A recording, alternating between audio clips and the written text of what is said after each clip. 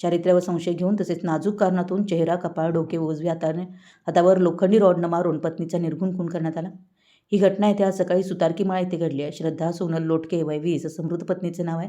सोनल उर्फ अविनाश तुकाराम लोटके वय 29 विटा असं संशयित पतीचं नाव असल्याचं पोलिसांनी सांगितलंय।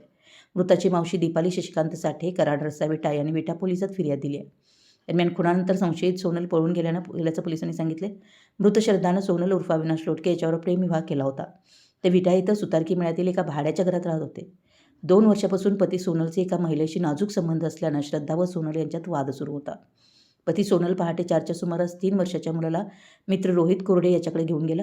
पत्नी श्रद्धा घरातून निघून गेली आहे, तिला शोधायला निघालोय तोपर्यंत मुलाला ठेवा असं सांगून गेला। 3 तास झाले तरी सोनल परत न आल्यानं रोहितनं फोन लावला, परंतु त्यानं फोन उचलला नाही। नंतर रोहित सोनलच्या सुतारकीमाळ्यातील घराकडे गेला। तेथे घराचा पुढचा दरवाजा आतून बंद होता। बाहेरून आवाज देऊनही दरवाजा न उघडल्यानं रोहित मागील दरवाजाजवळ गेला। दरवाजास बाहेरून कडी होती। कडी काढून पाहिलं असता श्रद्धा रक्ताच्या थारोळ्यात पडली होती। शेजारी रक्ताने माखलेला लोखंडी रॉडही पडला होता। घरमालक सुनील गाडे यांनी पोलिसांना कळवलं।